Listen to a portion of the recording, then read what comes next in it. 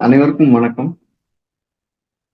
மதாபிதா குரு தெய்வங்களை வணங்கி எல்லாரும் நலம் பெறுவோம்.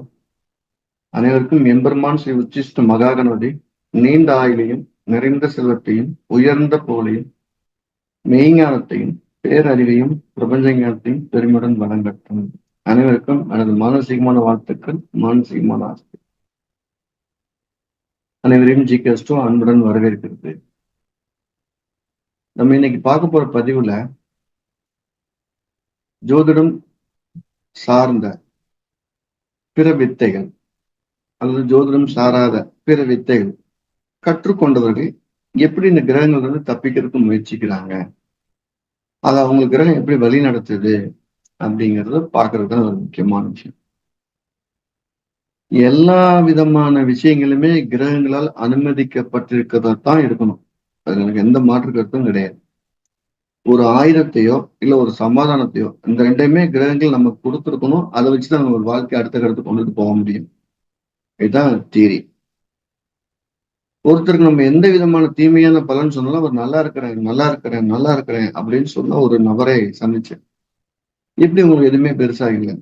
அவர் சொன்ன வார்த்தைகள், நான் பஞ்சபட்சி சாஸ்திரத்தை ரொம்பவும் தீவிரமா நம்புறேன். அதை வந்து நிறைய பயிற்சி எடுத்துக்கிறேன். அதுல என்னுடைய பச்சி எப்பயெல்லாம் வந்து வலுவாக இருக்குமோ அந்த அன்னைக்கு என்னுடைய காரியங்கள் நான் சுபமா செய்யணும்.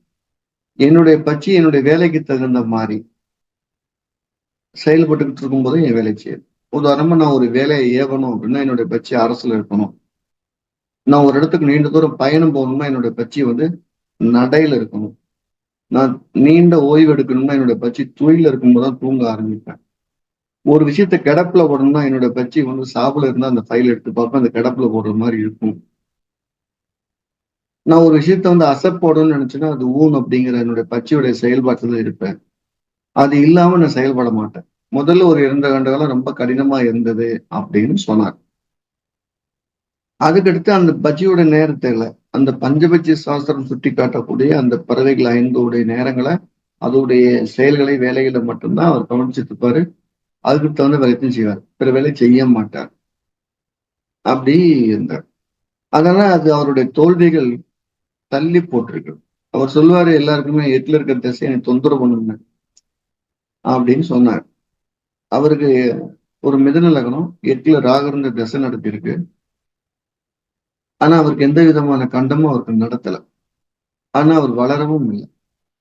அப்ப எட்டுல இருக்கக்கூடிய ராகு அவருக்கு என்ன செஞ்சிருக்குன்னா அவருடைய பஞ்சபட்சி அவரை பாதுகாப்பா கூட்டிட்டு வந்திருக்கு. ஆனா வளர்த்தும் விடல. பொதுவாகவே எட்டுல இருக்க தசாபத்தை என்ன செய்யணும், ஒரு கடுமையான கண்டத்தை ஏற்படுத்தி பாதிப்பை ஏற்படுத்தணும். அது செய்யல. ஆனா அந்த நேரத்துல அவர் வளர வேண்டிய சூழ்நிலையில் இருந்தும் வளரல. அதுதான் அந்த ஜாதக விஷயம்.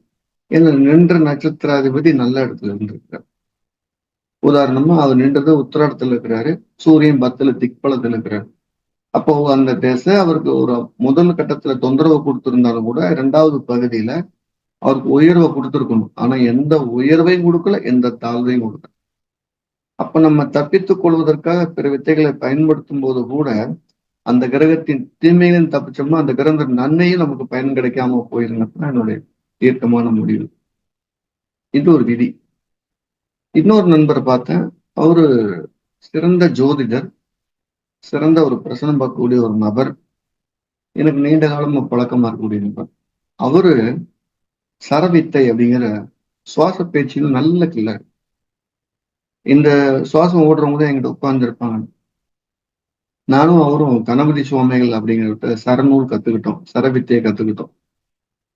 வாசி யோகத்துல அவரு என் கூட மதுரையில பெசன்ட் நகர்ல கூட இருந்து படிச்சுக்கிட்டவர்.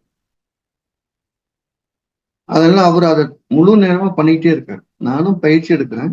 ஆனா அது வந்து ஒரு பிரயோகமா தொழிலா பண்ணல. அவரு அந்த சரகத்தையே தன்னுடைய அன்றாட வாழ்க்கைக்கு நடைமுறைப்படுத்தி பலன்கள் செஞ்சு வச்சுட்டு இருக்காரு. அப்ப அவர் ஏதாவது ஒரு காரியம் ஆரம்பிக்கும் போது சரம் எந்த பக்கம் போகுதுன்னு பார்த்துட்டு தான் அந்த வேலை செய்வார். இப்ப அவருடைய அனுபவத்தை ஒரு 16 வருஷ அனுபவத்தை எடுத்து கேட்கும்போது என்ன சொன்னாருன்னா, ஒரு கிரகம் நமக்கு தீமை செய்யக்கூடாதுன்னு நம்ம பாதுகாப்பு இருந்தா அது நன்மையும் செய்யாம போயிடும் அப்படிங்கிற ஒரு விஷயம்.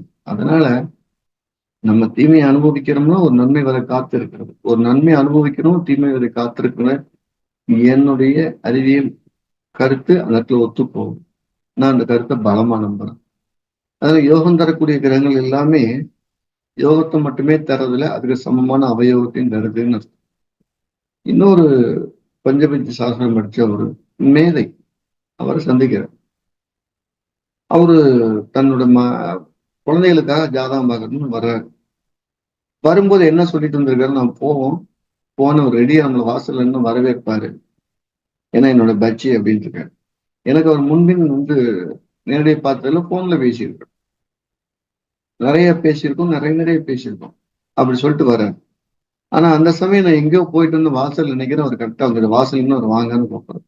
அப்ப அவர் கூட வந்த இந்த குழந்தைகள், அவர் மகளும் எங்க அப்பா சொன்னார், என்னோட பச்சி அரசுல இருக்குது, வாசல்ல இருந்து அவர் வரவேற்பாருன்னு சொன்னார். அப்ப அந்த நேரத்துல நான் உடனே நம்மளுடைய ஜாமக்கோல் சாப்பிட்டு எடுத்து பாக்குறேன், உதயமும் சந்திரனும் ஒரே பாகையில், கேள்வியாளரும் பதிலாளரும் ஒரு புள்ளியில் நின்று சந்தித்துக் கொள்வதை அந்த ஜாமக்கோல் சொன்னது. அப்ப அந்த கிரகம் அனுமதிச்ச அந்த நேரத்தை தான் அவருடைய பஞ்சபட்சி அதை அனுமதிச்சிருக்கு. அவரு இது நிறைய இடங்கள்ல பார்த்து, சார் எனக்கு கிரக பாதிப்புல இருந்து வெளியில வரணும்னா ஒண்ணு, அவர் சிறந்த வாசியோகியா இருக்கணும், அவர் நடைமுறை வாழ்க்கை விட்டு விலகி இருக்கணும், ஆசாபாசங்களை கடந்து இருக்கணும், இல்லை நான் பஞ்சபட்சி சாஸ்திரம் அது சொல்றது வேலைக்கு தான் அவர் செயல்பட்டு இருக்கணும், ஒரு கட்டுப்பாட்டுல இருக்கணும், நியமங்களை கடைப்பிடிக்கிறவா இருக்கணும். இந்த 2 பேத்துக்கு கிரகத்துடைய தீமையும் இருக்காது, நன்மையும் இருக்காது. தீமையில இருந்து மட்டும் தப்பிக்கிறதுக்கு ஒரு வித்தையை கத்துக்கணும்னா வாய்ப்பே இல்லை. இந்த கிரகம் என்ன செய்யணும், குடும்பி பிடிச்சி தூக்கிட்டு போயிடும். அது எந்த ஒரு மாற்று கருத்துமே கிடையாது. ஆனா ஒரு தீமைகள் வரப்போவதற்கு முன்னாலே அந்த தீமை வரப்போது உணர்வதற்கு பிற சாஸ்திரங்களும் ஜோதிடமும் உதவுகிறது. ஒரு பிரச்சனையை நம்ம பரிகாரத்தால தீர்த்திட முடியுமான வழிபாட்டால தீர்க்கிறதுக்கு தான் வாய்ப்பு அதிகம். சில விதிகள் முரண்பட்ட விதிகள் இருந்தாலும் கூட சிலருக்கு சரியா இருக்கு, சிலருக்கு சரியா இல்லை. அப்ப நம்ம கூடுதல் மேல ஆய்வு பண்ணும்போது நான் சொன்ன மாதிரி அவர் வேறொரு வித்தையோட இருந்து வாழ்ந்து பழகியிருப்பார். அவருடைய முறையில தான் அவரை குணப்படுத்த முடியுது அப்படிங்கிறத சொல்லலாம். அப்ப ஒரு ஜோதிடர் தீவிரமான ஒரு வாசியோகியா இருப்பது வாக்கு சித்தத்துக்கு சிறப்பா இருக்கும். ஒரு பெரிய லெவல்ல கோவில் பிரச்சனை கர்ம பரிகாரங்களை செய்யும் போது கொஞ்சம் பஞ்சபட்சின்னு தெரிஞ்சுக்கிறது நல்லது. உங்களுடைய பட்சி சாகுல இருக்கும்போது நீங்க ஒரு கர்ம பரிகாரமோ கர்ம ஜாதகமோ பார்த்தீங்கன்னா அது உங்க உடல்நிலையை ரொம்ப பாதிக்கும். அது எந்த மாற்று கருத்தும் கிடையாது. அப்ப சாஸ்திரத்தோட, அதாவது ஜோதிட சாஸ்திரத்தோட சேர்ந்த பிற சாஸ்திரங்களை தெரிந்து வைத்துக் கொள்வது, முழுசா தெரிஞ்சுக்கிறோம் இல்லையா, ஓரளவா தெரிஞ்சுக்கிறது தற்பாதுகாப்பு கூடுதல் பலம் அப்படின்னு சொல்லலாம். நம்ம கத்துக்கிறதுக்கும் அனுபவத்துக்கு என்ன வித்தியாசம் அப்படின்னு எடுத்து பார்த்தோம்னா, ஒரு தீய செயலை எனக்கு ரொம்ப பிடிச்ச செயல் அப்படிங்கிற ஒரு தீய செயலா இருக்கும், அது எனக்கு நல்ல செயல் மற்றவங்க தீமை செயலா இருக்கும். அது அரசுல செஞ்சேன்னா அது ஒரு மாறாத காலத்தால் அழியாத கெட்ட பேரை கொடுத்துரும். அப்படி ஒரு வேலையை செஞ்சிடும். பக்கத்து வீட்டுக்கோட சண்டைக்கு போறோம், என்னோட அரசு வலுவா இருக்குன்னு சண்டைக்கு போயிடும், அவருக்கு ரொம்ப ரத்த சம்பந்த உறவா இருக்காரு, அவருக்கு சண்டைக்கு போறேன் அப்படின்னா அவரை தோத்துருவார், என்னுடைய பட்சி ஜெயிச்சிடும். ஆனா அந்த தோல்வியில அவர் அடைஞ்ச வேதனை காலம் பூரா என்னை வருத்திட்டு, அந்த வெற்றி தோல்விக்கு பின்னால வர விளைவைத்தான் ஜாதகம் சொல்லும். எந்த ஒரு வித்தைக்கும் ஜோதிடம் குறைஞ்சதில்லை, அது கூடுதலான பலம். ஒரு சரியான ஜோதிடர் கிரகங்களுடைய ஆசீர்வாதத்தையும் தெய்வ ஆசீர்வாதத்தையும் மதாபிதா குரு அனுகிரகத்தினாலையும் நேரில் பார்த்ததை போல சொல்ல முடியும் அப்படிங்கிறதுல எனக்கு நிறைய உடன்பாடு. ஜோதிடம் பார்க்கிறவரும் ஜோதிடம் கேட்கறதும் வேற வேற மனநிலையில் இருந்தாங்கன்னா அந்த இடத்துல தவறான ஒரு முடிவு தான் வர்றதுக்கு வாய்ப்பு. அப்படி ஒரு வேலை இருக்கு. ஒரு உதாரணத்துக்கு சொல்லிடுவோம், ஒரு தம்பி இருக்காரு, அந்த தம்பி குடும்பத்துக்குள்ள கடுமையான பிரச்சனை. அவங்க தம்பிக்கு அவங்க அண்ணன் ஜாதகம் பாக்குறாரு, ஒற்றுமையா சேர்த்து வச்சேன்னு பாக்குறாரு. அப்போ அவருடைய எல்லாம் ஒற்றுமையா இருக்க நோக்கியே இருக்கும். கட்டத்துல இருக்கிறது சொன்னாலும் அவர் காதல விழுகாது. தம்பி ஜாதகம் எப்படி பிரிஞ்ச போதும் பிரிஞ்சதுலயே கேள்வி இருக்கு. அவருக்கு சேருதல ஒட்டுதல் இருக்காரு. இந்த இடத்துல சேரணும் இல்ல பிரியணும் எதுவானாலும் கிரகம் தான் செய்ய போகும். ஒரு வாசியோர் பலம் பெற்ற ஒரு ஜோதிடர், வாசி கைவரப்பெற்ற ஒருத்தர், சுவாச பேச்சில ஒரு குண்டலி சக்தியை பலம் பெற்ற ஒருத்தர் சேர்ந்துருவீங்கன்னா சேர்ந்துருவீங்க. அதுக்கு உங்க ஜாதத்துல அனுமதி இருக்கணும். உங்க ஜாதத்துல வாக்குப்படிதம் தரக்கூடியதை, அதில் பிற வித்தை கத்துக்கறக்கூடியதை தரக்கூடிய யோகத்துக்கு தான் பஞ்சமகாபுருஷ யோகம் அது தர்ம கர்மாதிபதி யோகம் என்று சொல்லப்படும். ஒரு வித்தையோட ஒவ்வொருமா ஒரு வித்தையை வச்சுக்கிறது. இது தொழில்நுட்பமா ஒரு தொழிலோட இன்னொரு கூடுதலான தொழில் தெரிஞ்சுக்கிறது. இப்ப கண்டிப்பாக அப்படி ஒரு வித்தையை தெரிஞ்சுக்கிறது தவறில்லை. நம்மளுடைய கட்சி நமக்கு என்ன செய்யுது அப்படின்னு தெரிஞ்சுக்கலாம். ஜாதகமே இல்லை அப்படிங்கிறவங்க கூட ஒரு ஆருடம் பிரசனம் பார்த்துக்கிற மாதிரி பஞ்சபட்சியில எழுத்தோடைய முதல் பெயரை வச்சு அந்த முதல் பெயருக்குரிய முதல் எழுத்துக்குரிய அந்த பேரின் முதல் எழுத்துக்கூடிய எழுத்துக்குரிய பஞ்சபட்சிகளை இது இப்படி இருக்கும் அப்படின்னு பண்றது சிறப்பா. ஒரு எழுத்துக்குரிய நாமத்துக்குரிய பச்சைகள் இருக்கு. அவங்க எப்ப அரசுல இருப்பாங்க, எப்ப தொழில் இருப்பான்னு தெரிஞ்சு அதுக்கு தகுந்த வழிநடத்திக் கொள்வதற்கு சிறந்த சான்று. அப்ப பஞ்சபட்சி பார்த்தவங்க எல்லாமே ஜெயிக்கிறாங்களா? கிரகங்களை மீறி நம்ம ஜெயிச்சிட முடியாது. அப்ப கிரகத்துக்கு வழிபாடும் பண்ணணும். பஞ்சபட்சி சாஸ்திரத்துல ஆழ்ந்த புலமை பெறும்போது மட்டும்தான் அது கைவிடும். நீங்க சொன்ன சுவாசமா இருக்கட்டும், பஞ்சபட்சியா இருக்கட்டும், அதை விட ரொம்ப ஈஸியானது ஜோதிடம் அப்படிங்கிறது மாற்று கருத்துல. ஏன்னா மூணுமே நான் கற்று வந்திருக்கிறதுனால எனக்கு இந்த ஜோதிடம் ரொம்ப எளிமையா இருக்கு. பிரச்சனைகளை கண்டு தீர்வு செய்வதற்கு ரொம்ப சிறப்பா இருக்கு. அப்படி ஒரு உதாரணம் பார்ப்போம். ஒரு பஞ்சபட்சியில ஒரு பரிகாரம் பண்ணா கூட அதுக்கு 4 நட்சத்திரம், கிழமை, திதி எல்லாமே தேவை. அது உதவி செய்யுமான்னு பாக்குறதுக்கு ஒரு ஜோதிட உதவி இருந்தா அது கூடுதல் பலம். அதனால என்கிட்ட இந்த கேள்வி பஞ்சபட்சி படிக்கிறவங்க இல்ல பஞ்சபட்சி பலன் சொல்றவங்க ஜோதிடம் தெரியணுமான்னு கேட்டா தெரியணும். அடிப்படையில நல்லா கரைச்சு ஊறினாங்கன்னா அவங்க அந்த பஞ்சபட்சியின் மேல் கட்டத்துக்கு போகும்போது கூடுதல் பலமடையும் அப்படிங்கிறத என்னால அனுபவிச்சு அந்த அனுபவத்தின் வாயிலாக உங்களுக்கு உணர்த்த முடியும். அது நிதர்சனமான உண்மை. அதுல பாரபட்சம்லாம் காட்ட முடியாது. இப்ப பஞ்சபட்சியில கூடுதலா இன்னொரு வார்த்தை இருக்கு. ஒரு மூலிகைக்கு உயிர் கொடுத்து இந்த ஒரு வாத்தியார் சொல்லிக் கொடுக்கணுமா சார்னா? ஆமா. எந்த வித்தையுமே ஒரு வாத்தியார் அல்லது ஒரு ஆசிரியர் ஒரு குருநாதர் தொட்டு காட்டாத ஒரு வித்தை. ஒரு ஆசிரியரோ ஒரு குருநாதரோ தொட்டு காட்டாத ஒரு வித்தை எந்த சூழ்நிலையும் பரிபூர்ணம் வந்துடாது. வெறும் புத்தகம் மட்டும் படிச்சு நான் பெரிய ஆள் ஆயிட்டேன் அப்படின்னா அங்க நமக்கு ஏதோ தவறு இருக்குதுன்னு. ஏற்கனவே பிறவி பயனால கத்துக்கிட்ட வித்தைகளை கூட அது வெளிப்படும் போது ஒரு குருவின் ஆசீர்வாதம் இல்லாம வெளிப்பட்டு அதுல உயிர் ஓட்டம் இருக்காது. அப்படி சொல்ல போனோம்னா மூலிகைங்கிற ஒரு வார்த்தை பஞ்சபட்சியில நிறைய இடங்கள்ல பயன்படுத்தப்படுறாங்க. இந்த மூலிகைனால இதை செய்ய முடியும், இந்த மூலிகைனால செய்ய முடியும், இது கர்ம மூலிகை, இது தேவத மூலிகை, இது வசிய மூலிகைலாம் சொல்றாங்க. இந்த மூலிகைங்கிற வார்த்தைக்கான கூடுதல் விளக்கம் என்ன அப்படின்னு எடுத்து பார்த்தா எப்பவுமே ஒரு தாவரம் தாவரமா இருக்கும். அது ஒரு கட்டுப்பாட்டுல இருக்கும். அந்த கட்டுப்பாட்டை நீக்கி அதுக்கு ஒரு சக்தி எழுப்பக்கூடிய அதோடைய உச்சாரண மந்திரங்களை சொல்லும் போது அந்த தாவரம் மூலிகையா மாறும். அது வரைக்கும் அது தாவரம் தான்.